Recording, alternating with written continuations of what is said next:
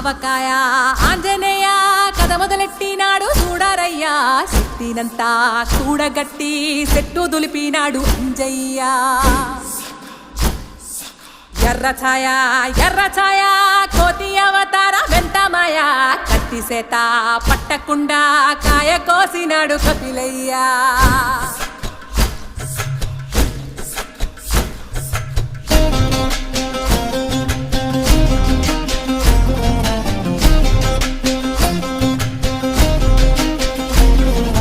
అంజనమ్మ ముందు వంజుల్ పుంజుల్ సీడి మామిడి ముక్కలు కుప్పల్ తెప్పల్